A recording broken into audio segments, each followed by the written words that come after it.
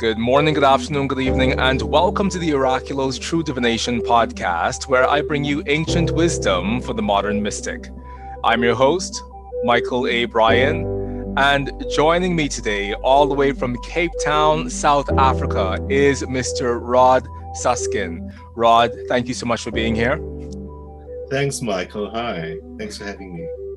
Well, I'm really happy to have you here, Rod. It has been a long time in the making, and I am super excited to dive into the conversation that we're going to be talking about today. But for those of our listeners who this is your first time joining us here on the Oraculos True Divination podcast, this is a podcast where I bring you interviews from astrologers and mystics all around the world who aren't just changing their own lives through their astrological practice, but they're also actively enriching this greater field of astrology that we know and love.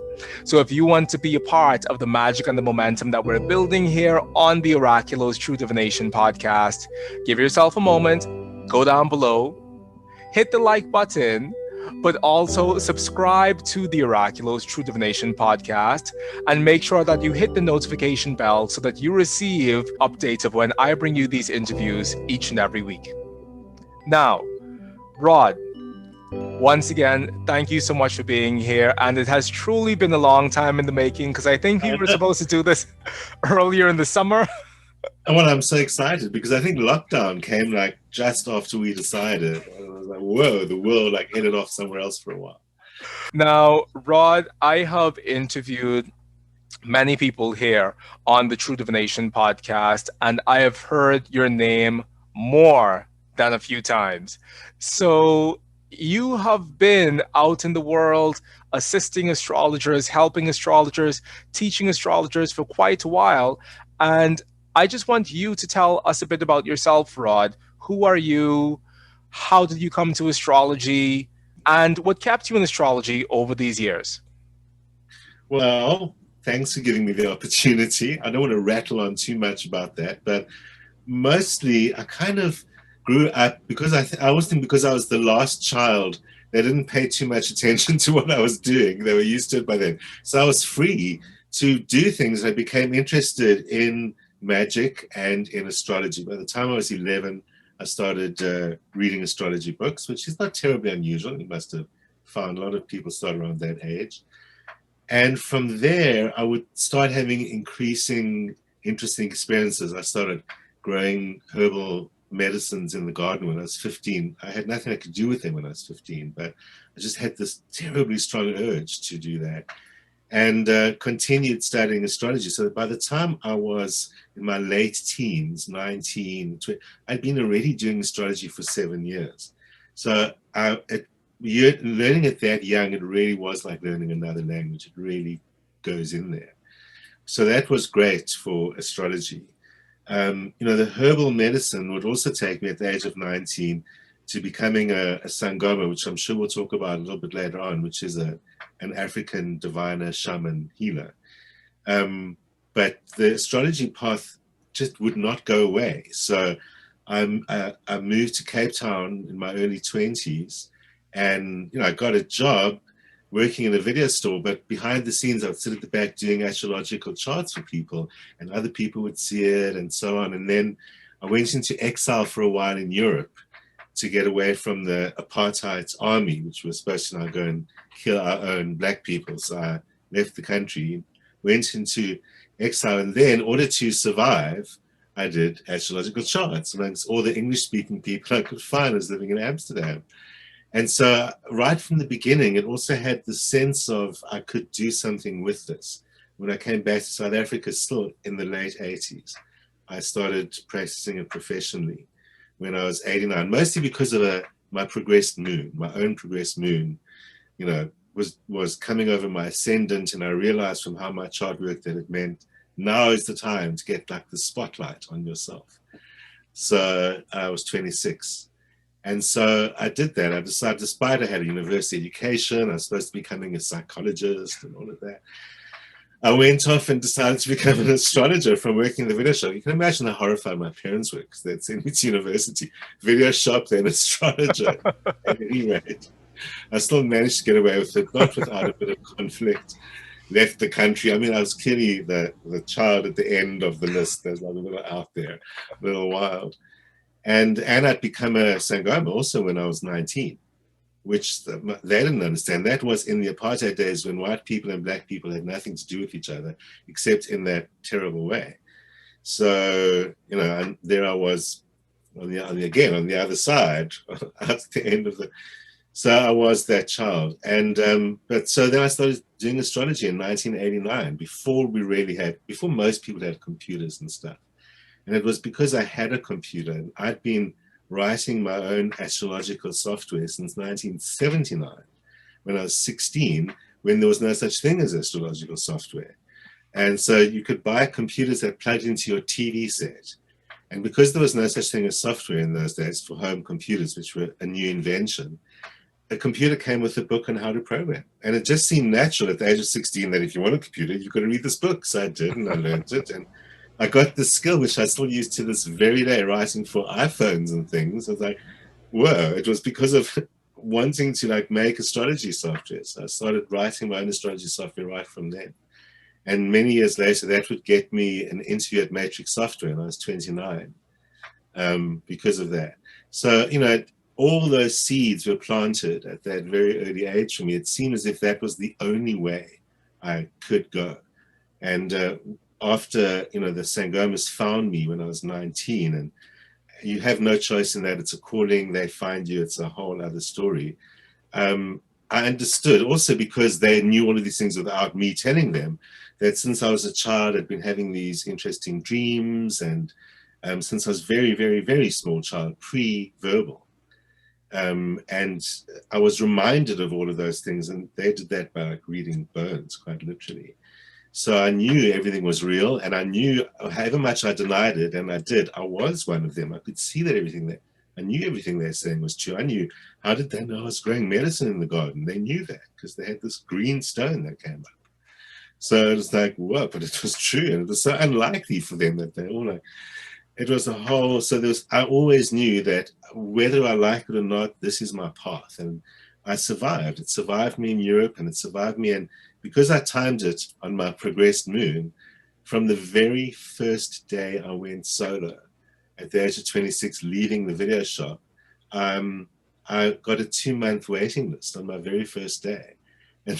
And I always said it was because I planned it by the progressed moon that would go over my ascendant and soon hit my moon, which was all there in the ascendant, ready to have a spotlight on me. And the next thing, very first day of becoming a full-time astrologer, there was a huge article in the newspaper about this dude, this astrologer, me, as if I'd been one for centuries, and I'd been one for literally one day, literally.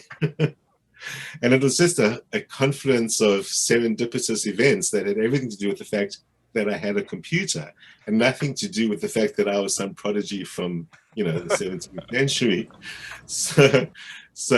And the next thing I found myself in was, hey, he had this computer and wasn't doing spreadsheets. That was what was interesting in 1989 about home computers, that I wasn't using it to do spreadsheets. So I became an astrologer, and, you know, and that was 30 years ago. Rod, hearing your story, it is delightful and magical and mystical in all of the ways.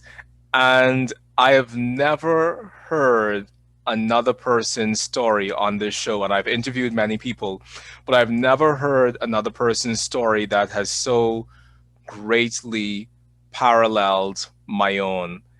And that for me says that this moment is serendipitous, because I came into astrology as a child as well. And I came into astrology out of a deep internal magical inclination. You know, I was wanting to shoot fire out of my hands, and the closest I could get to that was by being an astrologer.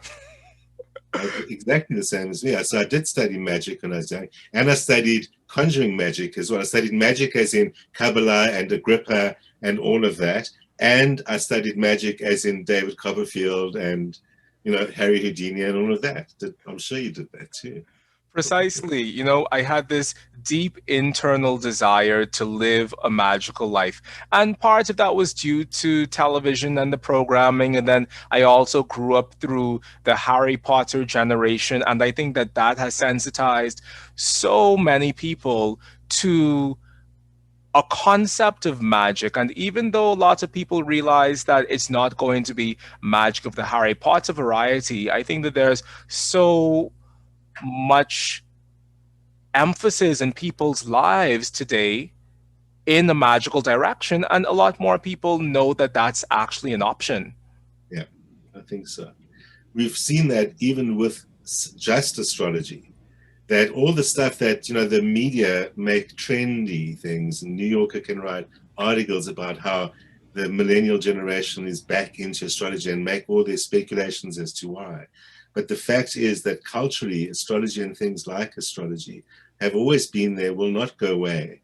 And research, as we begin to kind of stretch ourselves to look for answers. We always get challenged as a species, the human species, and that forces us to stretch and look for answers. And we've been through a lot of tough times, and that's making people realize the old answers don't work.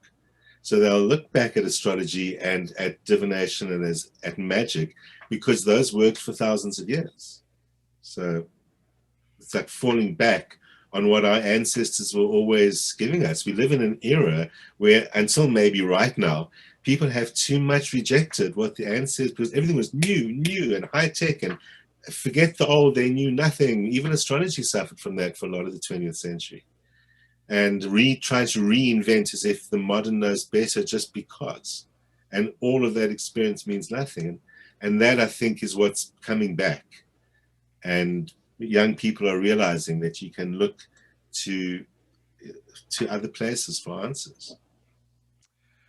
I think it's really special also, Rod, that you grew your astrological bones as a child and in your youth, which is also an experience that I had because I remember I was 12, 13 years old, and my mother, who thought it was just a fad or a trend at the time, God bless her, she would send her friends to me to get readings.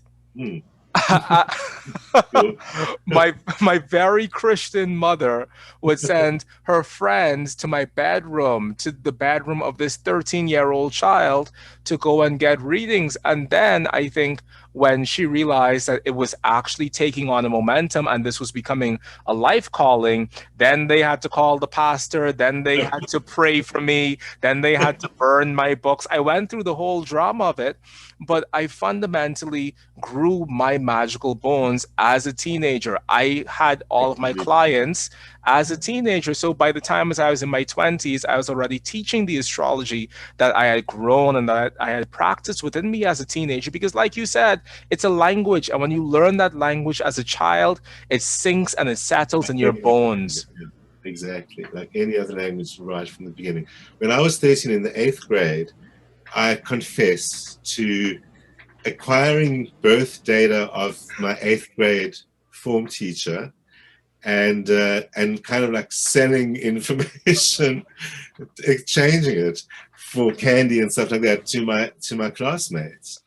And I managed to charm her to give me her birth data. So there was all of that. It's cute at first. I had a huge, from the age of 11, I had a huge sign in my bedroom that said tarot card readings here. I started reading the tarot cards when one day I was with my mother walking past a store, and there was a pack of tarot cards in the window. I was 11 years old. They'd been taken out of the box, so there was nothing that said tarot cards about them. They're just there. And tarot cards were nothing. In my family, there was no reason why anyone knew about that. And I would later find out, this is the early 70s, that in South Africa, they were incredibly hard to get because the people who controlled import and export of all publications were part of the old mechanism of apartheid that decided who knew what about what. I didn't know that at the time, so they knew that. That's why they're taking them out of the box and just put them as cards. And I said to my mom, those are tarot cards, I want them. And she said, well, you can't have them. And I went home and I broken up my money box, and inside they were $14.95. and inside was $14.95 in my money box. And I remember having this whole dilemma, because my grandmother always taught us that you've got to leave 5 cents in your money box, otherwise it'll be empty forever. And I was not going to ask my mother for 5 cents, not a chance. We did have a rule in my family that if you use your own money, you can buy whatever, even if they said no. So I was going to spend it. I took my whole $14.95 and I bought it. But because of that, I couldn't get a book on how to read them, which was another $6.95. So, okay, well, it doesn't matter. I don't know how I knew that. It doesn't matter. I know that to read tarot cards, you're supposed to sleep with them under your pillow. So that's what I'll do. So every night I would put them under my pillow and sleep with them for that year. And that's how I learned to read tarot cards. Later, when I would eventually get a book, I could see mostly was pretty much the same. It was interesting. The major difference in terms of what happened just by doing was that by doing it by sleeping under my pillow, I didn't really pay too much attention to that a card was reversed. The context would decide that, not the fall of the card. And also a seemingly, I don't know why, a variation on what tarot card readers know as the salty cross spread. That was my own variation that I didn't realize was a variation. I thought, oh, someone must have taught me this. I don't know how I knew these things. I was little. But I didn't. I had this big sign that said tarot card readers. I can't imagine what my parents must have thought. That too is another parallel that you and I share, because I sleep with a book under my pillow every single night. Every single night from I was a child, I've slept with whatever book I was studying under my pillow, under my pillow. And I think last night I must have slept on Reinhold Eberton's Combinations of Stellar Influences, the cosmobiology book, because it's a wonderful book. And I just love that as a child coming into this sort of stuff, there's something within us that naturally navigates or that naturally assists us Correct. in navigating how we interact with magical traditions. Absolutely, definitely. Part of the reason is because we come with that. In African culture, the idea of the ancestors is supremely important. And although it's literal and it sounds literal, I think in all spiritual cultures you find the importance of the ancestors. I compare it to things like in the Hindu culture, the idea of karma is this idea of how the past bears down on the present. And so the idea of the ancestors is exactly that, how the values and expectations of the past, the human culture, bears down on the present. And the meaning of, it's not ancestor worship as if they're gods, it's that they hold the values and principles and experience of humanity. And so you look to them and ask them, and you humble towards them so that you can receive the wisdom that's greater than your own life. And a child comes from that. In the African languages, the word for a little boy is the same as the word for a star. It's exactly the same word. And they say they come from the stars, like souls from the stars, which Plato says the same thing. So it's this ancient knowledge that's there in all the cultures that makes that connection. And although there isn't overtly an astrology as we know it in African cultures, because strange enough there isn't, obviously there's stargazing and all that, but not astrology, there is this word that a little child and a star are the same word. So obviously there is that innate knowledge. So the child comes from knowledge, comes from the place of the ancestors. In African culture, the only person who is treated potentially with as much reverence as an old person is a very young person, because it's the same. And we can even call them the names for ancestors, which you can't once they get a little bit older. You can call them grandpa and grandma, if you like, when they're very little. And it's a completely acceptable word, like girl or boy would be. So there's really that circular idea. And so that's why as children, why we navigate so well is because we have that inner exact knowing that says the next thing I have to do is this. When I was 9 years old, I went to the public library in the center of Johannesburg, which had a children's section that I belonged to. But I went to the adult section and I said, I want a book on the Kabbalah, please.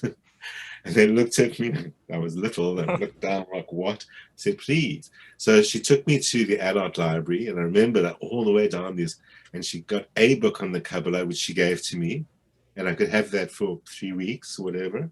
And I didn't understand one bit of it. I was not some magical prodigy, but it was like the original Bible. For that 3 weeks, I didn't let go of that book. And when I went to give it back to them, I sat there on the steps and I didn't want to give it back to them because it was like I was carrying on or I'd found it before. And I don't think there's uniqueness in that experience, but I think what is important about the experience for me and for you is that circumstances allowed us to discover it. Probably many children have that. You know, the African idea of a calling to be a shaman, a Sangoma, is that there are two ways that people have the calling. The most common way, which is more than 95% of people who have the calling, is the illness of the calling, which is physical illness and mental illness and strange stuff and terribly bad luck, which are all indications of the calling, which says you have to become this, even though no one wants to, because it's not pleasant. The other kind, the very small percentage, is the ones who are able to respond when they're children, because they believe you're born that way. Anyone who's got the calling was born that way. It doesn't happen to you. You can't choose it. You're born that way or you're not. But because most people don't acknowledge it, they become sick. But some people, by hook or by crook or by accident or not, they find it when they're little. And so when I became a Sangoma, they didn't perceive me as sick. They perceived me as a child Sangoma, even though I was already 19 by then. They perceived me as a child one, the one that the ancestors managed to get through to when they're little. I used to have dreams of this old man when I was 2 years old. He used to play cards with me, colored shapes on them. And he must have been teaching me tarot. But, and I told my mother, oh, there's this rabbi. And my mother said, oh, there was a rabbi in the 19th century in your family. So I said, oh, it must be him. And she said, nonsense, because my parents didn't believe in anything weird whatsoever. She said the same when I reported seeing an angel at the end of my bed in the middle of the night one night. It was like so real. It's like now I can see it as if it was right now, because it was so intense and it burnt the blanket. It actually burned the blanket. And the next day when I reported that to my mother, she said, I burned it with the iron. And I was like, I wanted to say, do you think I'm a fool? But I didn't. It was obviously her trying to deal with it for herself, I guess. So the child has got always this knowing and this accepting. I get it that adults don't understand. I won't take that personally. I'll just be what I am. So that's why we were lucky to be able to find it as a child and not have to become sick to find out, and not have to fail in the regular corporate world to discover you're not one of them. I think that last thing is so important that you mentioned, Rod, because so many people who come to me, whether as clients or as students or people genuinely wanting to find greater depth within their lives, they all seem to come with a certain disenchantment or with a certain disillusionment in terms of the modernity of things. And they see within my practice something that speaks to something that is deeper and older than the hills, and that can connect them back into this concept and this experience of the numinous in a way that organized patriarchal society hasn't been able to. And what I have always considered to be a blessing, and I'm sure you feel the same way as well, is that because I learned my astrology and my magic and my tarot and my everything as a very young child, I never had to battle. Exactly. There's this thing that people battle when they come into magical awareness later on in life, that when you learn it as a child, it's like you don't have to battle this part of you that is skeptical or this part of you that is doubtful, because you learned it so early. It just is. It's a part of life, and there is nothing within you that will ever feel as if it doesn't work, because it's a part of the very fabric of the life that you have. Whereas if we had learned these things when we were in our 30s and in our 40s, we would have had to fight against that deeply rational programming of society that fundamentally tells us that none of this can possibly be real. Absolutely, absolutely. And I was extremely fortunate in that way. I mean, especially as being an African Sangoma. So, I mean, some people at least must be thinking, how does that happen to a white person? Especially in apartheid South Africa. So remember, South Africa was only liberated in 1994. And this was 1989. Um, uh, that, that, I mean, 1982, sorry, 1982 that I became a Sangoma. And I was 19, I was at university, and I was in a very left-wing university. So that's how I was exposed to it in the first place. But that meant I used to go into the African township, which white people weren't allowed to do, every weekend to study with these people who white people were supposed to think that black people were lesser in some way, but they were my masters. So I didn't think that at all. And I was fortunate, it's like I learned the language and I learned to understand that these people really were my equals and my betters, just like anyone could be if they were my teachers. And and that's why in 1994, when South Africa was liberated, I was talking to my father about something about that. He said to me, "You're so fortunate that you still have half your life to live, and you had all of that as a youngster, which at the time no one understood. And how could the fact is though that white people have had the calling since as far back as they have been landing, crashing on the shores of this country in the 18th century. Black people would find them and rescue them from their smashed boats and not kill them. They would take them in and they would make them part of the community, and they could become sangomas and husbands and wives, and one of them even became a chief, because in African culture, the color of your skin isn't important. They say that if you scratch the blood, we all bleed red. So we therefore are the same. And even the white people come from over the sea, and also they also have the idea that white is spirit. But unlike some people who confused the European settlers with their spiritual gods arriving, the Africans just thought, oh, they also have white skin like spirit. How funny is that? But spirit is also white. And interesting, the word is different for white, the color of white people, and white, the color of spirit. So there was always that, no, they're just other people. And so I was so fortunate to be exposed to that at a very young age in the apartheid era. And that meant I was able to understand that white people can become sangomas. It didn't make any difference to anyone. And for the rest of my life, I discovered that to be true, that sometimes some black people might think, really? When they meet me, it's not that unusual. I mean, they've all encountered someone. And they think then they think, oh, well, I guess so. They think if you've got the calling, well, I guess you've got the calling. And they realize if it's true, then it must be true for everyone. It shouldn't pick some people and have that idea of we're right and you're wrong that religions love to have. So it is what it is. We're all people. Rod, I've definitely experienced that within my life as well, in terms of my practice as a black man who has, for a very large portion of my life, practiced very Eurocentric approaches to spirituality. When I was a kid, I dedicated my life to Odin and I made my own rune stones.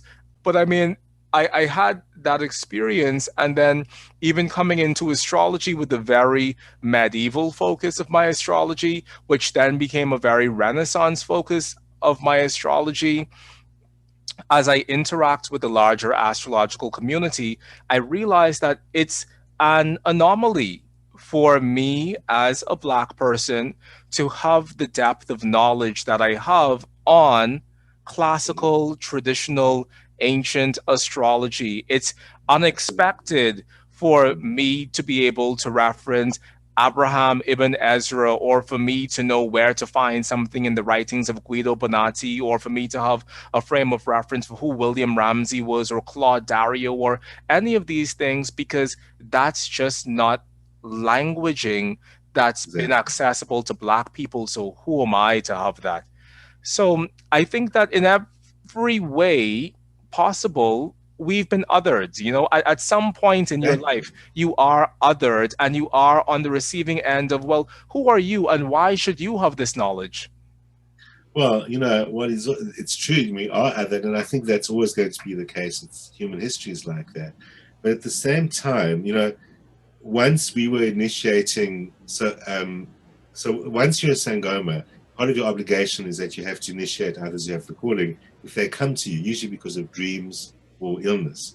And so over the years, we've initiated many others, but one was an English girl, as in England, who lived here, and it was the English who were one of the main perpetrators of colonial oppression in this country. And she had the calling, and she was becoming a Sangoma, and she had this whole crisis about, I'm English. We were the people who killed these people. And I said, it's a little bit like the ancestors have realized that the only way that won't happen again in this country is to make the colonials into black people, in the same way that the black people have got Christianity and the white religions and all of that, and realize that you have your cultures, but at the same time, you're also just human beings wearing a culture. And acknowledging that in that way, that maybe is something that's uniting us or growing us. And in the same way, it's like, so I call it the revenge of the ancestors, to be frank. So it's the revenge of the ancestors that they make the English into Sangomas. And it's the same. It's like, you come from the Caribbean and there's a lot of pain and blood in the past there, like there is here, wherever colonialism and slavery went.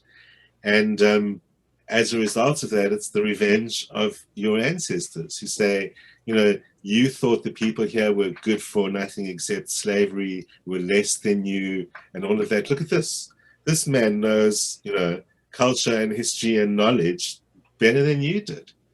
And, and realizing because we're humans, and as soon as we start treating each other as humans. So here in South Africa, there's a very important expression, the most important expression in African languages is a person is a person through people.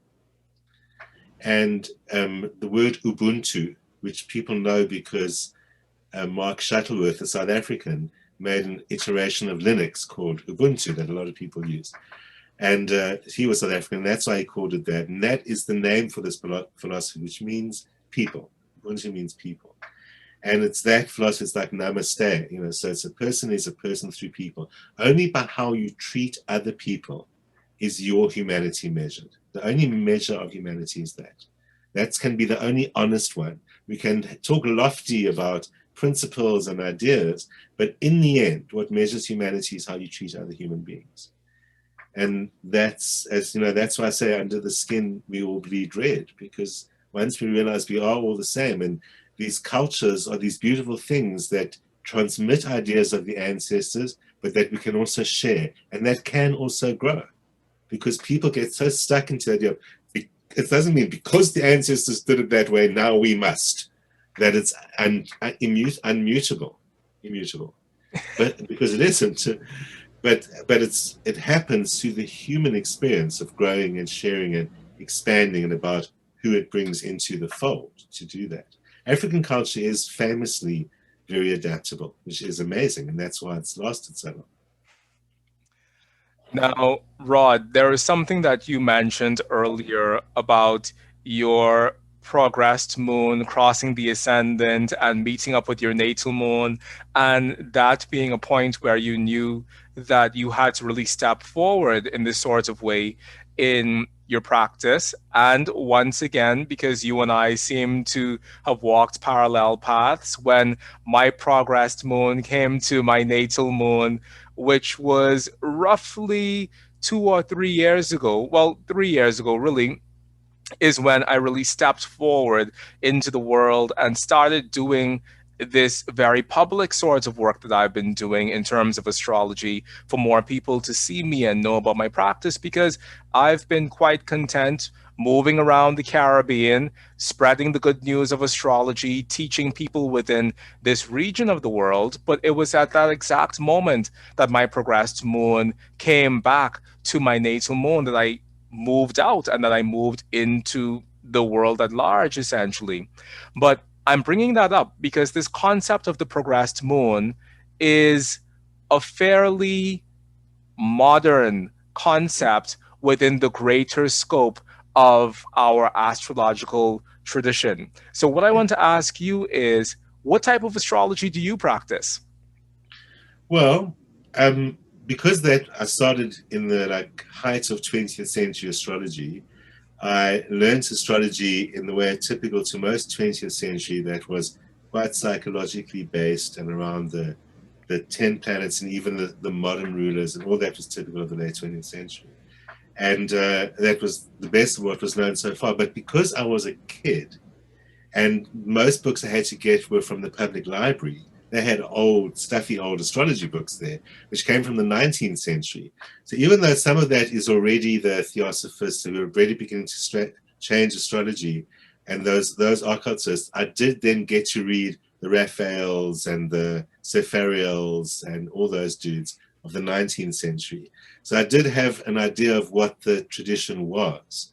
And then after I studied astrology, Vedic astrology in my 40s in India, I then realized there had to be something equivalent. If they come from the same source, Western astrology must have been this powerful. And that's what took me back to traditional astrology.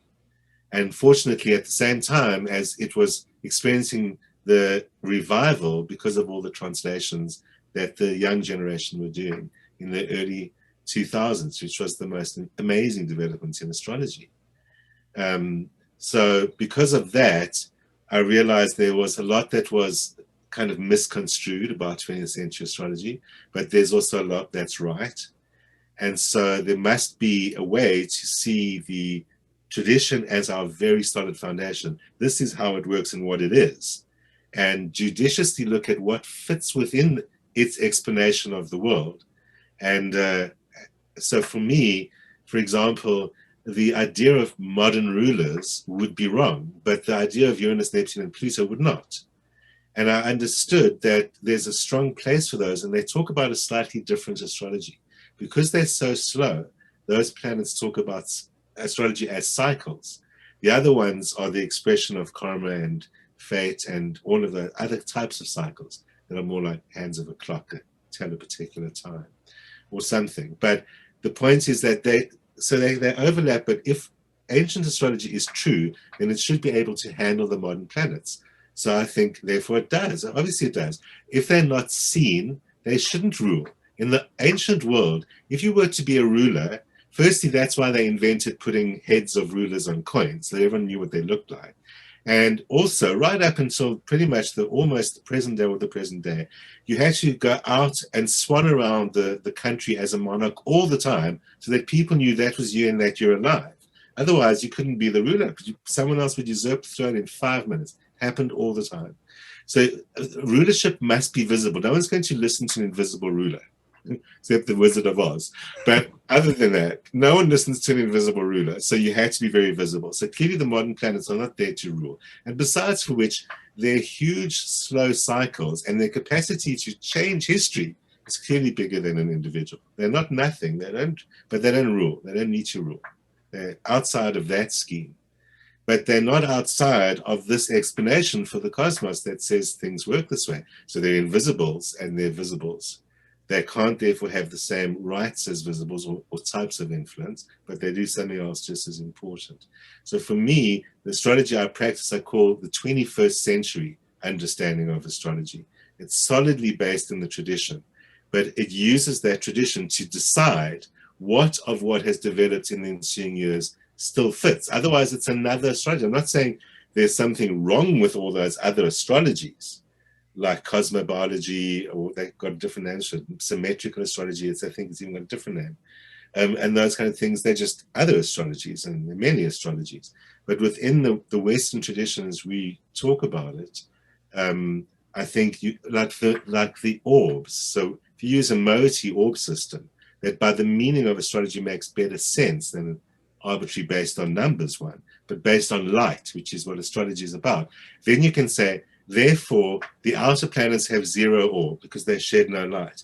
They rely entirely on the orb of the other planet to give access to aspect. That means it has to be very tight.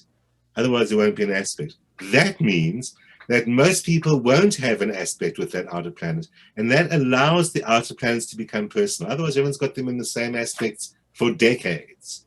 And it's like, again, it makes sense out of what, admittedly, the modern would find difficult themselves. How do you explain that decades of people have got that aspect? Only makes sense if the traditional rule comes in and says, no, only a few have it, but it does exist. And so I think they can live together. We can grow astrology that way. So traditional astrology with the layer of what actually fits from the 20th and 21st centuries. I call that 21st century astrology for me. There isn't a word for the astrology I practice. But a lot of people practice it. So we'll vote for a word one day. That is absolutely correct, Rod. And definitely, I am in the exact same boat with you again, because you are right. These outer planets, they don't negate our thousands of years old tradition of astrology, but they augment it in a very significant sort of way.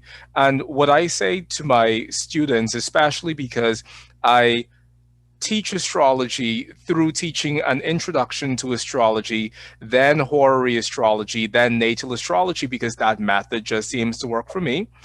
What I tell them is that we don't want for Pluto to be in Scorpio for 24 years to be the significator of someone.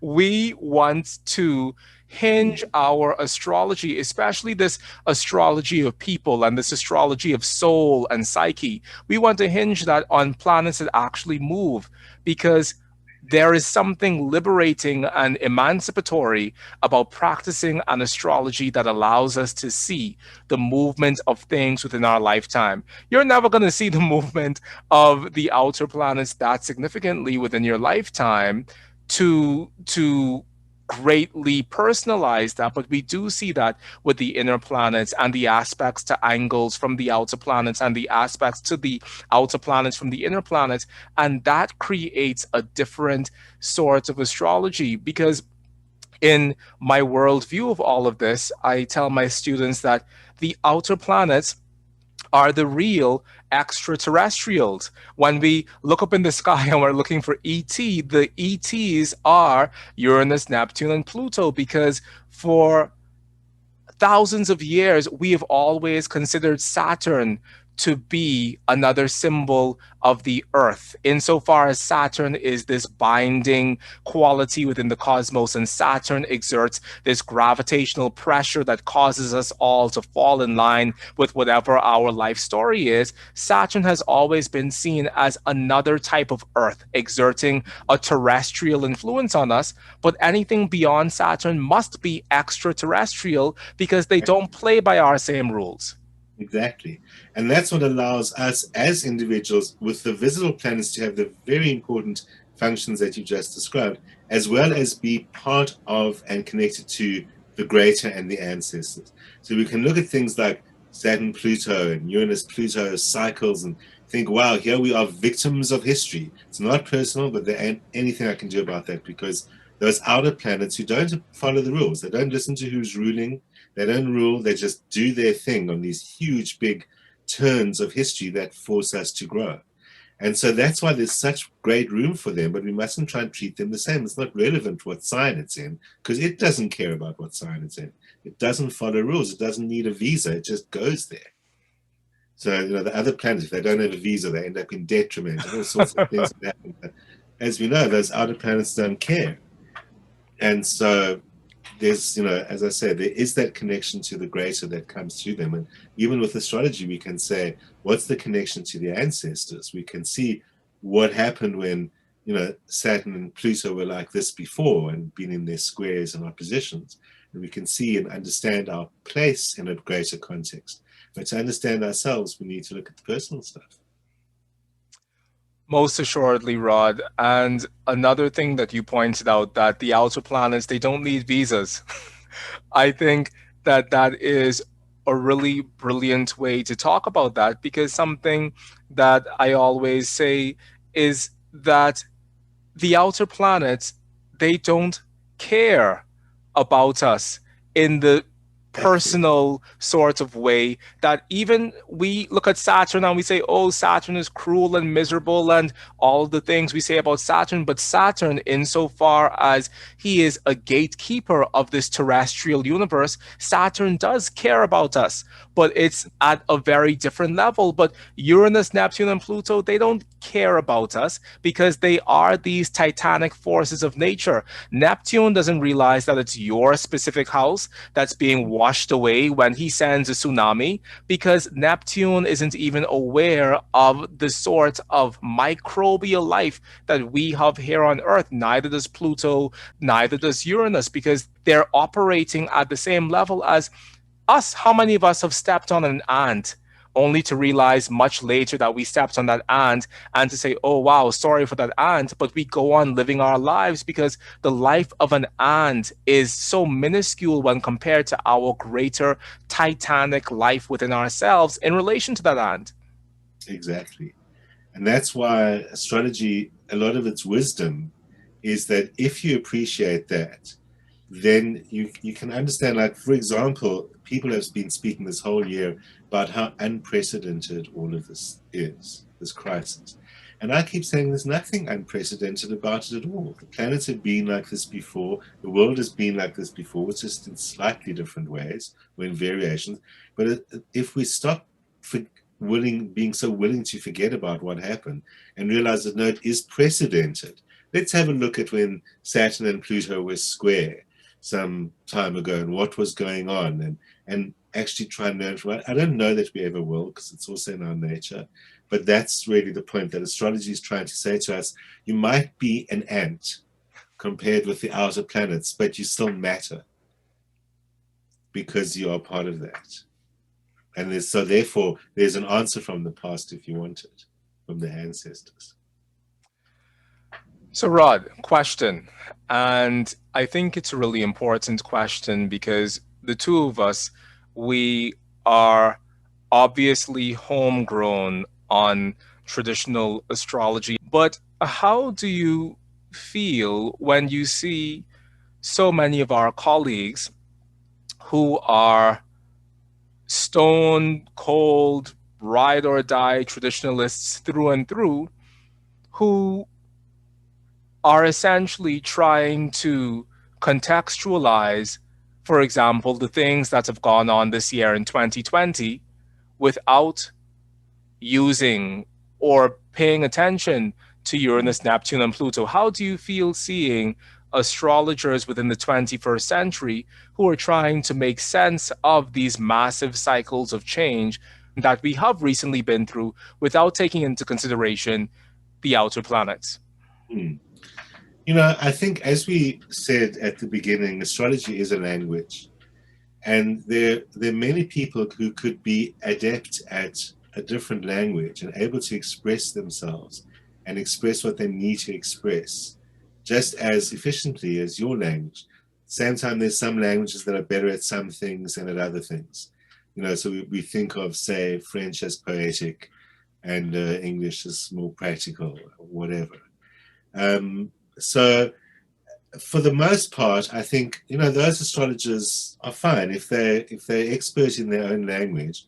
They presumably use the upcoming Jupiter-Saturn conjunction and its mutation into air, and as part of what's going on, at the very least. And for all I know, there are great deal ways of explaining it enough.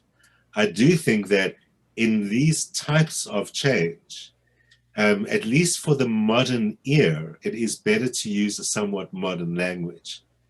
So while, for example, William Linney or Guido Bonatti might come into our world and struggle a little bit to understand what's going on, but they'll recognize the same human behavior. They'll recognize tyrants. We'd call them fascists. They'd call them tyrants. And they'd be able to use Saturn to describe a tyrant, while we'll use Pluto to describe a fascist. So we've got a better language because by using the word fascist, we're being much more precise to what a 20th century idea of the abuse of power is, as opposed to what it was in Rome. But it's still the language of the same thing. So that's why I would think for the diehard traditionalists, if you're not using the modern language, you have to be a bit more skilled in using that ancient language. You might miss out on getting your point across so well, even if you understand it so well. So it's maybe you do need to find a way to bring some modern into the language if you have to. But I do think they probably are fine without it. If they're good at their language, there isn't one language that's really better than another. They just take a different approach to describing things. So doesn't mean all comers. Any asteroid in any corner of the sky probably doesn't really fit, because we sometimes have to think of how astrology itself came to be, and it's not random. So it's a lot of observation over millennia. What I think is beautiful about what you just said, Rod, is that our astrology has the ability to hold space for the many perspectives that people come to astrology through or view astrology through. And I oftentimes describe this as astrology being holographic in a sense, which means that no matter where you cut it from, no matter how you cut it, how you flip it or reverse it, it will always end up showing you the Exactly. same story. And granted, there are some ways how that story can be told that allows it to be more nuanced, or that allows it to have some of that French influence. Like you just said, we tend to view French as being more poetic. There are some ways in which we could tell that story through the inclusion of different tools that allow us to be able to speak in a more nuanced sort of way, and not just a practical, you know, English, for lack of a better analogy sort of way, but at the same time, the core and the essence of it remains the same. And I think that that's the really important thing for us to find within our practice of astrology, things that are core values to all of us, things that are essentially important for all of us, and to find a way how to honor and celebrate that essence without feeling as if we have to judge each other based on how we choose to express this language through ourselves. Exactly. Exactly. In fact, as we know, I mean, you know, language has been used as an instrument of oppression and judgment repeatedly in the past. And we've got to be so careful to guard against that in other ways. And that is definitely one. And that's why I think it's great that we've come to also this modern word, I think is quite a modern word, astrologies, the plural of astrology, that contemporary academics have more or less evolved. Because that is what it is. It's like languages. So, and some languages are closely related and some are more distant, but they all are human beings expressing that incredible and unique human way of seeing the world. Now, Rod, the first time I heard your name mentioned was by Jen Zart, who's a dear friend of mine. And she mentioned you in relation to your magical practice. And I'm so happy that we got to speak a bit about that earlier. But the second time I heard your name mentioned was by Alex Trenoweth. Mm-hmm. And Alex said to me that there was a part of your practice that specifically focused on astrology and its use in dreamwork. And that's really why I wanted to connect and speak with you. So, can you tell us a little bit about your use of astrological dreamwork and how that came about? Well, firstly, in the African traditions, the most important way that we connect with the ancestors is through dreams. And especially in the case of the Sangomas themselves, while everybody's dreams are taken seriously, it's particularly in the case of people with the calling and then people who've become Sangomas, everything which is guided by dreams. Dreams are not interpreted really in, say, the psychological sense that a symbol means something else. Things are much more literal and practical. So, for example, the entire training of a Sangoma is guided by dreams. It's when you say, in most of the traditions here, there isn't a particular length of time for how long you train. Some of them there is. But most of them, it's like when you have the next dream and when you have the next dream will tell you when you reach the next level, and the following dream tells you when to graduate. And there's specific things they have to dream about that they don't get told ahead of time. And so we look for those, and it takes years, literally. But then they have very specific dreams. And then they have to learn divinatory skills from their dreams. So we see the ancestors as literally teaching people in their dreams. And the Sangoma, who's the teacher, the job is to keep them on the path, but the teaching will come through dreams. Many Sangomas choose their medicines from dreams. So although all our medicine is herbal medicine, very strong herbal medicines, not like the Western tradition, which takes weeks. It's like, if this hasn't worked by tomorrow, we've got a problem. So it really is like that. So the herbal medicines, yes, you get taught medicines by your teacher, but it isn't the same as this Western scientific concept of this plant has this effect. The plant is always expected, its effect is kind of both magical and physical at the same time. So there are many plants with the same name that have no taxonomic relationship with each other at all, because the name of a plant is based on what it does, not on something else. So what it heals. So there are many, if different plants all heal stomach, that plant, there are a number of different plants called the one that cools the fire in the stomach. That's Itli Mamlilo, the one that puts out the fire, Itli Mamlilo. And in this part of the country, it's one plant, and another part of the country, it's another plant.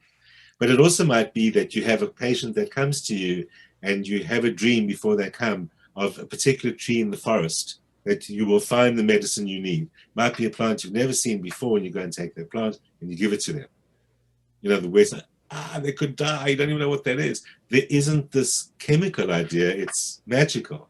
Although, of course, universities have done endless studies, and most of the plants have their medicinal effects that they are claimed to, because this wisdom is many thousands of years old. So the knowledge of herbs is very, very advanced. So all of that emphasis on dreams kept me thinking there's got to be that in astrology, because clearly the ancestors, and therefore the ancestors of everyone, are very interested in dreams.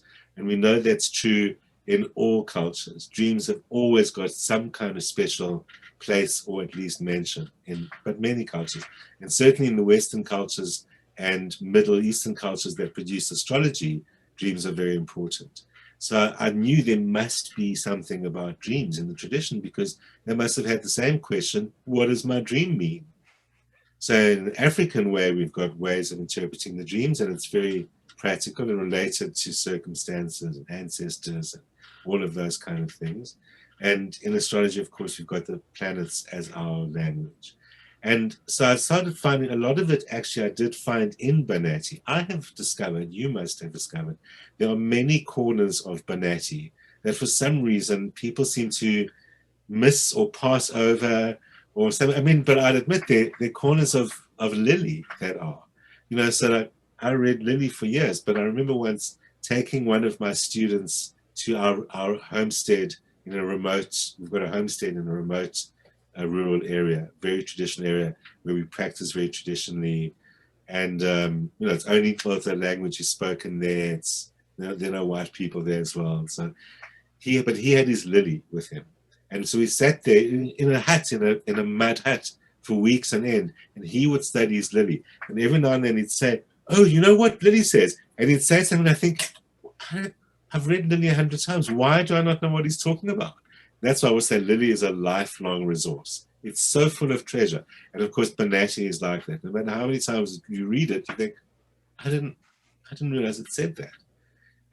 I somehow missed that because I was concentrating or looking for that or figuring out what that meant, or whatever the case may be with Banati. So I found a lot of mentions, little mentions that I could pull together of dreams in Banati. And Al-Kindi, as they call him, I think he was one of my other's main sources. Of beginning to find there is this consistent reference in the tradition to dreams. So, and that's not hard to find and put together. It's not a huge amount of information, but that gave me like an entree to working with dreams with astrology and looking at the African way as well.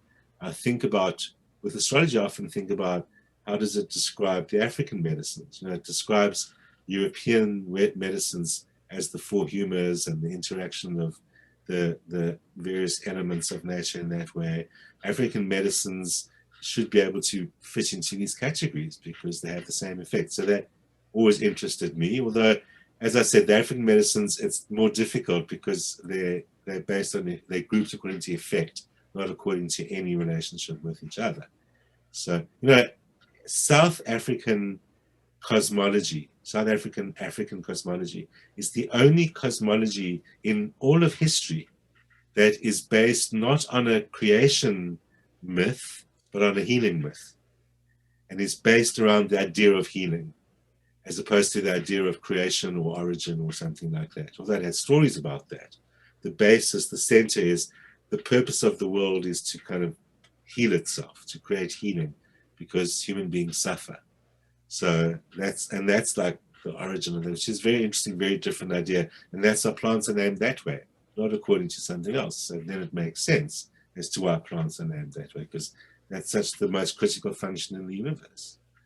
So it was hard to fit that astrology, but it wasn't hard to fit the dream analysis and relationships astrology, because astrology talks about everything in very universal, as in collective unconscious type terms, and dreams work that way, and African culture works that way, because it's very much as we're all in this together culture. You know, people are people because of other people. So there becomes this language that we can talk about that isn't a specific kind of symbolic, like Freudian symbols or Jungian symbols, much more popular for astrologers, Jungian symbols or anything like that. It's for astrology, it's more like a literal way. It's symbolism you're talking about, but it's a literal way. You're working with planets that mean this. There's no mystery about it. There's no like Freudianism or Jungianness, what do I want to say? Jungianism. Jungianism about it. And there's no Africanism per se. African is very practical and real, and astrology at essence is that. You know, astrology, again, coming from ancient times, it's trying to deal with the problems of the world and the problems of the soul at the same time. So even in talking about the soul, it talks about it in the way that's accessible and practical and tangible and useful to us, because I do believe astrology is useful and it's meant to be useful. It's not meant to be like magic, say, oh, hey, wow, look at this and be awed. It is awesome and awe-inspiring, but it's meant to be, here's a reflection of divine will, of the soul, of the human unfolding that can hopefully give you greater consciousness, help you make better choices, etc. Therefore, and that's why we do have a responsibility when doing astrology not to be harmful, which is a responsibility that comes from the ancient world that says do not do harm with this. And it's because it's a tool of enlightenment. So doing harm with it is like turning it to its opposite purpose, basically. And that's, again, it's that ancestral kind of wisdom. So I find that in what astrology says about dreams, it's a purer, more ancestral way of describing our experiences of very dream type experiences. Water, flying, all those persistent symbols that we think of as universal symbols. Planets already are a language that describe those same things. If you think about it, it's like, obviously astrology should be able to talk about dreams. It essentially encapsulates the same collective experiences in universal symbols. It's the same thing. And so, therefore, it works amazingly well. And also, you know, the beautiful thing always about astrology that we find in Hori astrology is that it knows its own limitations. As much as astrologers sometimes undisciplinedly like to believe that astrology is the 100% explanation of everything, which it certainly cannot be as a model created or perceived by human beings. That's never going to be that. But astrology is self-limiting. So like in Hori astrology, where you have the considerations before judgment, it's saying, well, sometimes you can't answer the question. And even with like Saturn in the 7th house, sometimes you're the problem, for whatever reason. You just accept that there are limitations. And it's the same with the dream astrology. It says, some dreams are just rubbish. And there are not many dream interpretation systems that acknowledge that, but life experience does tell us that. There's some that are meaningful, there's some that are rubbish. There's some that are weird, there's some that are like dead straightforward. And astrology gets that, because astrology is this universal experience that says some of them are nothing. And it's important to be able to say that as well. And it's important to be able to say that to a client who says, I've got this perplexing dream.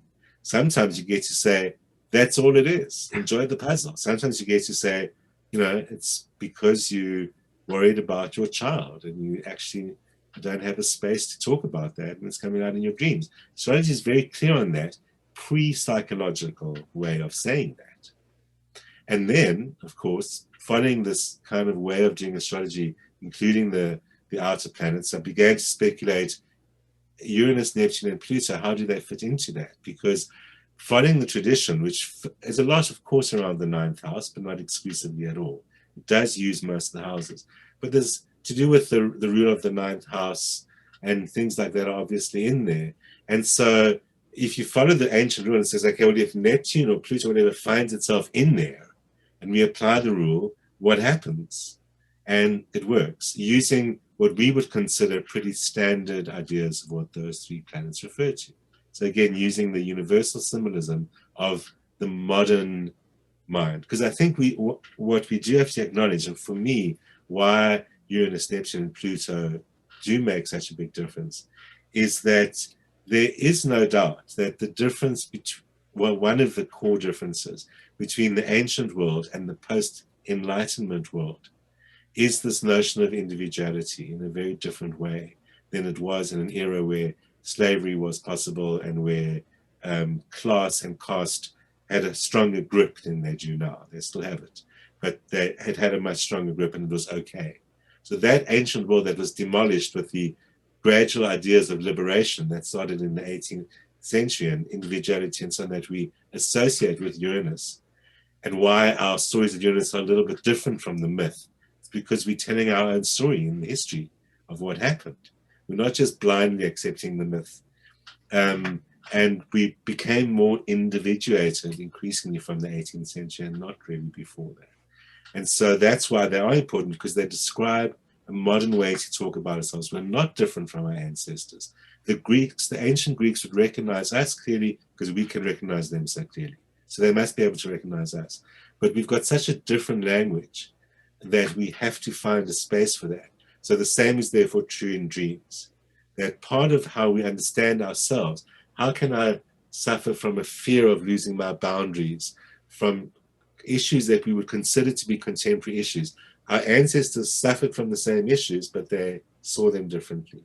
We need to have a modern language to talk about them, as well as draw on the ancient wisdom that people have always had this dream. So that's why I include the Uranus, Neptune, Pluto bits where necessary, but base it firmly in what was probably a bigger part of the tradition than we realize, because people have always seriously wondered about dreams. It wasn't a fringe thing. Everyone wonders about dreams. In an ancient world where people weren't told, it's just a dream by their parents, it was more consequential. So I think there's probably more to discover. Because as much as we can celebrate the amazing translations that have happened over the last 20 years and before, in the 90s, from the three Roberts onwards and so on, we've got to keep on remembering, actually, what we're translating is a fragment of what lasted this long on musty library shelves. But we know that much of the ancient world is just a fragment handed on to us because it was destroyed in the birth of Christianity and all of that. So there's probably much more interesting things like dreams and things like magic that overlap. We can see some overlap between astrology and magic in the 4th century, but it's very largely in the 19th century.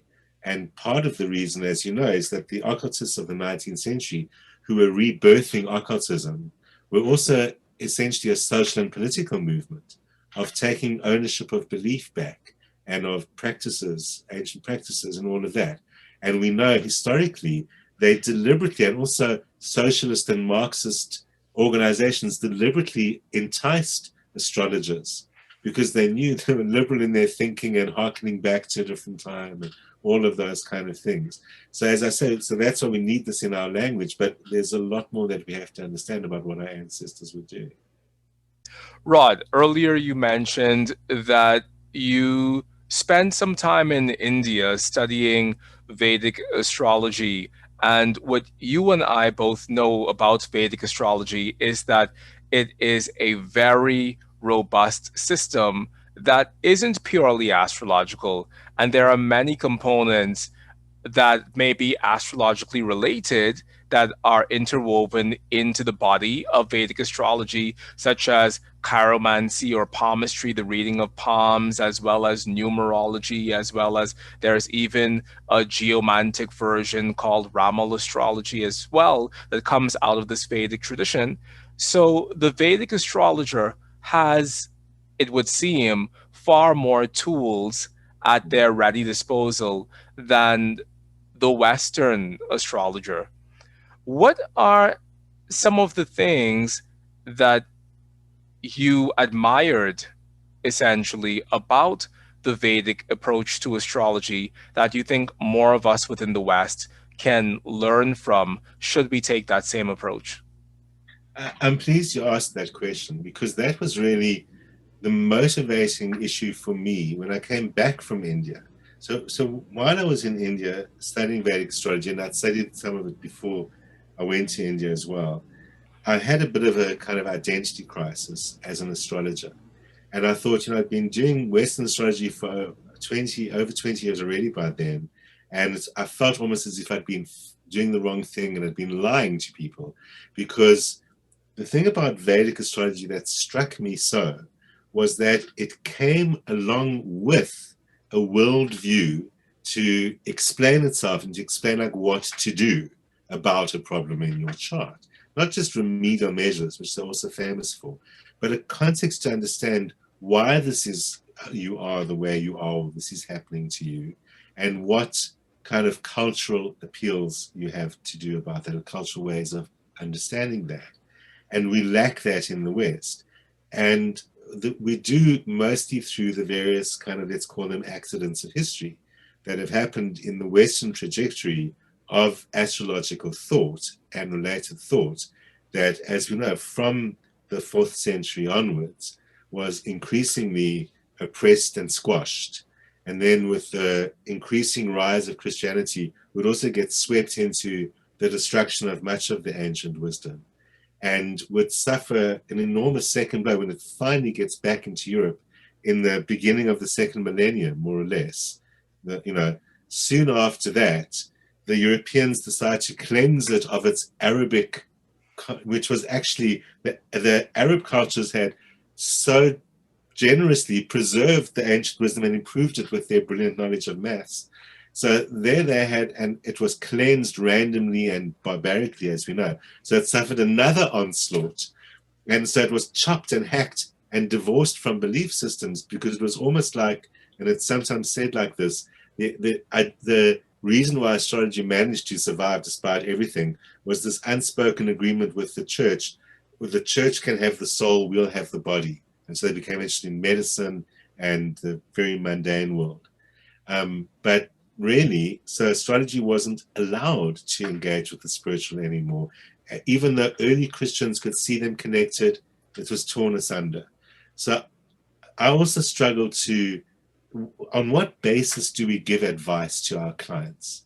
And what you have happening is a lot of home-brewed pop psychology is often the basis under which astrologers give advice. And that actually is not legitimate. It's actually a little scary half the time. So yes, as human beings, we can give each other advice, but if someone comes to an astrologer, it's like they're looking for the wisdom of astrology, not the wisdom of the astrologer. And that concept is very important in Vedic astrology. In Vedic astrology, they say you're a channel for the wisdom. You're not the wisdom yourself. Get yourself out of the way. And that's very important in everything about Vedic culture. So the astrologer must get themselves out there. Mustn't think my fantastic theory and my knowledge and I studied all of that. They must try and get back to the ancient mind and the ancient wisdom and allow it to flow through them. And that's what I missed in the West. And I thought there's got to be a way. But as the tradition became increasingly translated and accessible, I realized there was. So we don't have to buy into medieval Christianity or early Christianity or Platonism, or maybe it's a little bit of Platonism because it's got a very strong influence in the Western tradition, but that astrology can explain on its own terms. It's perfectly capable of doing that. And so what I want Westerners to get from our own Western tradition is to get back to divest themselves of all the kind of new ageism, pop psychology that have been acquired along the way, that stuff that sticks to you as you swim through the mystery, and try and cleanse of that, just to, not that anything's wrong with it per se, just that it isn't astrology, that's all. And so just to get back to what is the astrology. I want this ancient wisdom that popes and kings and emperors relied on, that is so powerful and valuable, that the greatest human beings, the greatest geniuses, Newton and Kepler, all of those people, Ptolemy, all of those human beings have this wisdom that they knew and that they can pass on to us about what to do about a situation. You don't have to draw on a psychological explanation, a pop psychological one, which is more common. You can use the astrology. What is that planet doing? Which other houses does it rule? It's got a clear way it wants to tell you what to do about this. What is the dignity of that planet? How is it functioning? There's everything you need to know is within the system. Get back to the system, look at the full function of each planet, and you will see it's capable of giving you advice on its own terms. It doesn't have to draw on another theory of the world. It'll just use the astrological one. And that's right there in front of our noses. We can all get back to that. And for me, I think that's what I want to learn from that. And then to begin to realize that astrology itself, of course, is part of something greater. So for me, palmistry was the one because of Vedic culture. So the first time I went to India, I arrived in the middle of the night and I had to wait for a plane the next day. And this being India, despite it being 1 a.m., the airport was full of people. So I sat in a chair and the chair next to me opened up and a young man sat down and he immediately struck up a conversation and he said, "What do you do?" And I said, "I'm an astrologer." And he said, "Oh," and he held out his hand. And astrologer. And I didn't have anything luckily I knew one tiny thing in palmistry. So I said the one thing that I knew, and he was horrified because every palmist had ever told him this. I said, "You're going to have 2 wives." And I thought, he's Hindu, I shouldn't say that. It's arranged marriage, he's not going to get divorced. So I said, "You're going to have 2 wives." And I thought, oops. And he said, "Oh, no, every astrologer tells me that." So that it was the one thing I knew about palmistry. But I ran into Delhi, I bought a whole bunch of books of palmistry and I swatted it up. The first time I was in a rural situation, I was in this particular area where we now have a homestead, a very, very ancient, untouched, unspoiled by European culture part of this country. So there I was with these various shamans, and at that time I didn't speak the language, but they knew that I looked at the stars, that I used the stars as my divining tool. And we were sitting there, and it was the second day of ceremony. You have 3-day ceremonies where the shamans don't sleep. Everyone else is allowed to sleep, but not the shamans. However, if the shamans do sleep, then they're not allowed to get woken up. It's South African. You know, both contradictory things exist at the same time. The Indians will understand that as well. So all the other Sangomas, shamans, had fallen asleep, and all the members of the public who'd come to the ceremony, the members of the village, come to the ceremony had fallen asleep, and there was just me and this like the main shaman, whose ceremony it was. And we were drinking brandy in order to be able to speak each other's language. He always said, "We all speak the languages of the ancestors, we can understand each other." He spoke 0 English. I didn't speak any of his language. So at 3 o'clock in the morning, a young woman arrived. She looked into the hut and she turned to leave because she saw everyone was sleeping. And he said, "No, come, Izapa, come." So he came and he said a whole bunch of things to me that I understood that she was like the problem girl of the village that no one could fix. None of the shamans or healers could fix her. Then he grabbed her wrist and he grabbed my wrist and he dragged us out into the night air. And this in the middle of nowhere, in the southern hemisphere here, the Milky Way is spectacular. It is like milk splashed across the sky. When you're away from any cities, it's completely overwhelming. So there was this magnificent starry vault above me, and he pointed at the sky, and he pointed at her, and he said, "Now read her." And because he knew that I used stars. And in that moment, I realized that as an astrologer, you can't say, "Oh, hang on, I need my computer. I'm just rushing off to my ephemeris. Where's my iPhone?" You couldn't do any of this. This was actually before you had astrology on your phone. So there wasn't any way I could whip up her chart. So astrologers need to realize that our divining tools need to be bigger. And our understanding of what we understand our connection to cosmos, therefore means something more than just cosmos in that literal sense. There's a greater connection that we're making that we also need to see it reflected back on us. Sometimes it's literal. Maybe some astrologers will learn about herbalism. Maybe some astrologers will learn palmistry, because palmistry is designed to reflect the same things that a chart does, quite literally the planets. So that's why, for me, I think for astrologers, if you understand how a palm can sometimes help you confirm or deny something that in the chart looks too mixed to judge correctly, palmistry is designed to work with a chart that way as well. And there presumably can be other things, or other ancestral things that work that way as well. So for example, here we have the reading of the bones, which is bones as well as other things, stones, dice, keys, but lots of bones are in the bones. And the process of reading the bones is essentially that they get thrown onto a mat. The ones that fall off the mat are not in the story, and the ones that fall on the mat are. But the mat is circular. This is a very familiar shape. And there's some shamans who, in some ways, use the mat a little bit like how we use houses. So sometimes I do that. I literally divide it to 12 in my head. And I can see there's this overlap, because they do talk about different positions on the mat in a similar way, and different relationships between, there's two of every bone. So the distances and relationship between them. Also, it's like aspects of planets in the houses on the mat. It's not the same thing, but it's like in the African context, as a Sangoma, as an astrologer, I should also understand bone reading. Maybe be able to do it if I'm also a shaman, because only shamans know how to do it. And those kind of things, and realize that there is this greater part. And so that's why I wouldn't say it's an obligation, because everyone expresses this language in the way that they understand. It's also true of Hinduism. Westerners tend to think, oh, they're pantheists, they've got thousands of gods. And they don't quite see it that way. They see Godhead as triple and unified, just like Westerners do. It's very ancient knowledge, as well as everythingness, one everythingness. And there's thousands of ways to express that, because there's thousands of different people. And so there's always a way to understand God for you. That's why there are all those different gods. So it's accessible to everyone. Bhagavad Gita teaches that wisdom. And so astrology is the same. It connects to us differently, but it allows us also to express other things. Again, carefully, it isn't a free-for-all.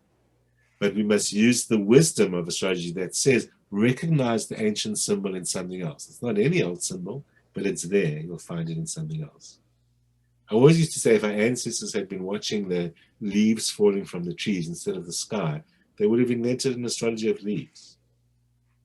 Because it will work the same way. It's our harmony with cosmos and nature, and it tells us back to ourselves. Every little way must be doing that, but it's too small for us to notice. So the sky tells us that, but other things. And that's why tarot cards work, and why bones work, and why runes work, is because they have the same, it's what astrology is. The same thing that drives the stars drives us. It's not the stars driving us. And the same is true for the runes and the cards. And we access that deeper thing. And something that astrologers need to own is that they are magicians. They're not technicians. They used the word mathematica for astrology in the past, for an astrologer. But a mathematician wasn't a computer operator. It was a person who understood the expression of numbers in the cosmos, and therefore it's in everything. So at least you don't necessarily have to run off and know another system of divination if that's not who you are, but you do have to understand this idea of the same thing that drives the stars, drives me, and drives the bones and the cards and everything else. And as an astrologer, I practice magic. And so therefore I'm connected to something greater. And that also means I must respect it. I must respect the ancestors and that wisdom. I must respect being a channel for this ancient knowledge. I mustn't own it personally and think my theory is better than anyone else, any of that stuff. But at the same time, I've got to see myself as bigger than just a technician. Rod, this point that you brought up about the same force that drives the stars drives us, and it also drives the various vehicles of divination that we may come in contact with, is something that I've always held near and dear to my heart. And I have another video on YouTube in which I'm saying this exact same thing. So, Rod, one, I'm really, really humbled by the reflective space that you and I share. And I think that you and I meeting was very serendipitous because through your words and through your life story, I see the reflection or the intimation of my own. And it really is good to know that there are other people who have thought about these things and who have worked them into a system that works for themselves. And this concept that the same force that drives the stars, it drives us, it drives the bones, it drives the I Ching hexagram, it drives the tarot cards, is really the thing that I think the 21st century astrologer is needing to take within themselves. Because you're right, maybe a person or an astrologer doesn't have an inclination to learn tarot or learn palmistry or learn any of these other systems, and maybe they feel completely fine within their singular practice of astrology, which is singular but it's huge. But at the same time, I think it's important for us to know that the reason why the tarot works is because it's moved by the same force that moves the cosmos. And the reason why the bones and the runes work is because they're meant to be mirrors and reflective devices of the same story that we find within our astrological reading. Exactly. So it's all connected. And if you want to pick up another tradition, say, for example, palmistry or the Kabbalistic tarot or something, your practice will be enriched thereby, Exactly. but at least have the openness to know that astrology isn't the only thing that has come to us and that has been bequeathed to us by antiquity. We have so many rich, magical, and organic traditions that allow us to communicate with the divine via an established symbolic language that we should be more willing to explore other ways of doing that because as astrologers, we are magicians. Now, you also said that we're not technicians, and I've usually said as astrologers we should try to be astrological technicians from the perspective of us understanding technique as well. But Yes, I do love this grounded reality within you that as astrologers, regardless of how much technique we know, we're still fundamentally practicing magic. And exactly. when we tap back into that and when we get back into that, we realize that we're taking part in something far greater than counting the degrees of arc distance between someone's sun and their Saturn. We're actually taking part in a very rich and living magical tradition through the practice of our astrology. Exactly. You know, the ritual magician in whenever days of yore was, using the various implements and colored stones and ritual swords and all of that, wasn't a naive person who believed that these physical objects somehow have power of their own. They understood that there were ways of gaining access to that power. The power wasn't in the sword. The power was greater than a sword or a human being, but the sword was an access to it. And it's the same with astrology. That's why our degrees are degrees, but they also access to this ecliptic. And the ecliptic is where we have stored the entire history of our species, like some giant holographic computer, like you said, holographic. And it is that. Every degree contains all the knowledge of the cosmos, the human experience. Just like, as you said, a slice and holographic negative contains the whole image. So it's that same principle. And that's why we are just, when I say we're not technicians, I just mean like we're not machine operators, but we are users of technique. So that does mean that, you know, owning back the magic of astrology is part of what we now have to be able to kind of come out and do. You know, part of how astrology got to its miserable state in the 19th century and the 20th century was because of the law and the culture that said you can't and don't, and that's not allowed. You're not allowed to not be scientific. You'll get arrested if you make predictions. And plus psychology, this other pseudoscience that was, human sciences are much bigger than the other sciences. They call them pseudosciences. But it had found a way to become respectable, and astrology tried to do that and made itself very small by doing that. But now it's kind of like it's the 21st century. We need to come out of the closet again and say, actually, we have all through this stupid time where we forgot our ancestors, have carried the wisdom of the ancestors. And part of the wisdom of the ancestors is that you're not a machine. This isn't just a machine.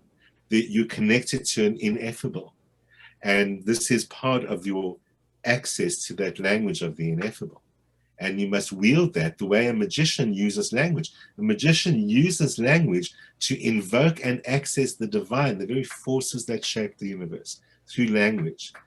And astrology, as we said, is a language, and that's its intention, is to give us access to the forces that shape the universe, the thing that drives us, that drives these stars as well. So we can use them as the route back.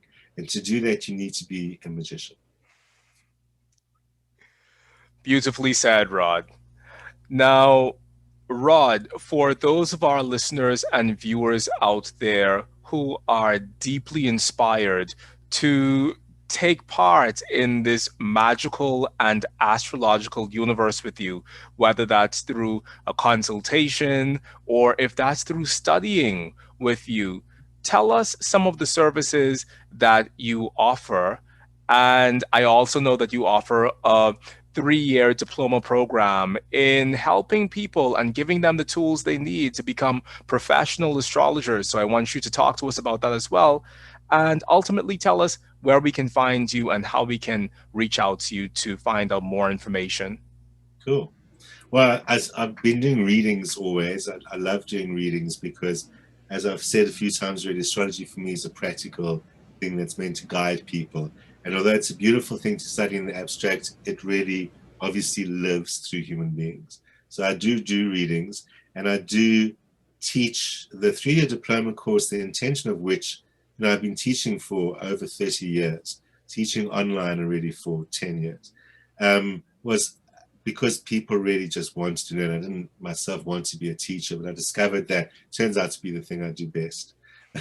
But I always wanted astrology to have that respectability that I know that it actually does have. So I designed the course around the idea of, if you studied astrology at a university at a high level as a degree, what would it be like?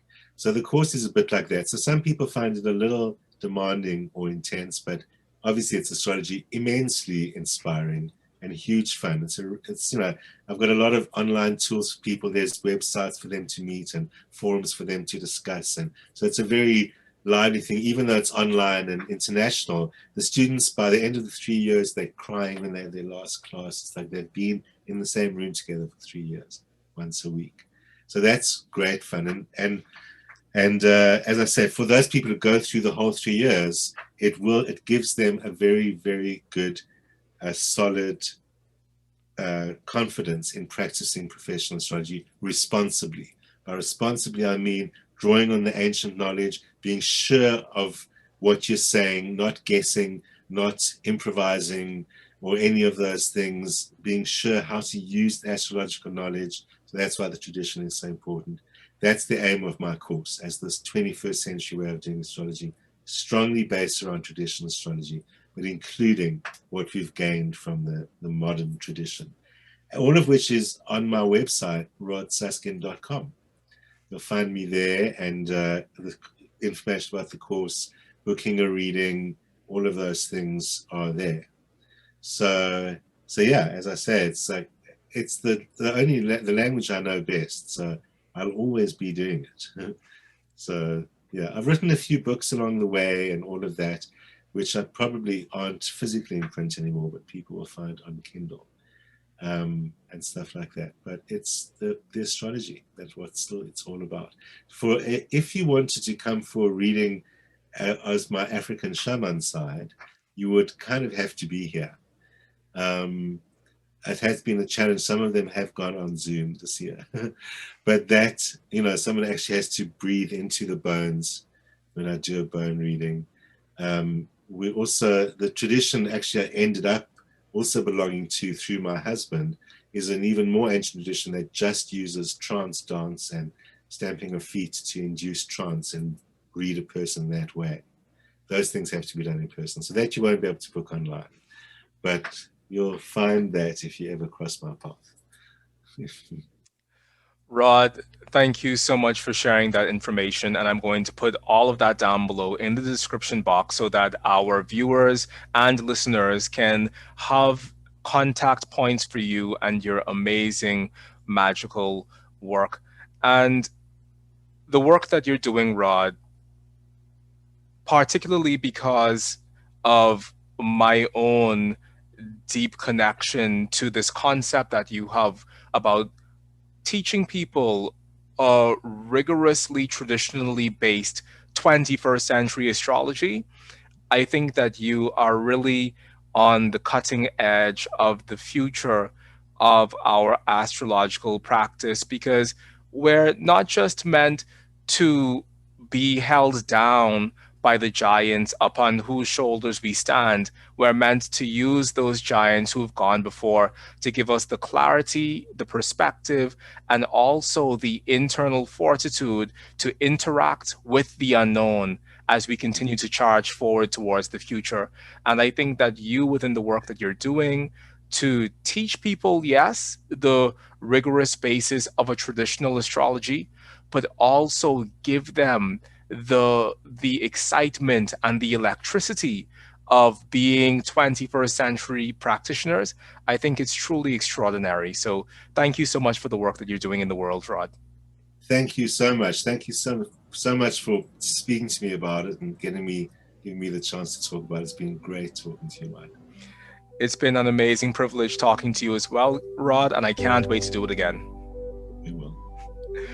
Now, to those of our listeners and viewers out there, if this is your 100th time joining us here on the Oraculos True Divination podcast, or if this is time number 1, I just want to say thank you from the bottom of my heart for continuing to come here and share in this virtual, astrological, and magical space with us.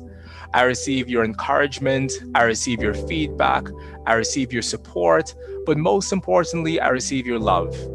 So if you want to continue to be a part of the magic and the momentum that we're building here on the Oraculos True Divination podcast, yes, do go down below and like this video, but also subscribe to the Oraculos True Divination podcast, and also share this interview with your other astrologically and magically minded friends, because more and more people need to know about these amazing conversations that we're having with these amazing astrologers from around the world.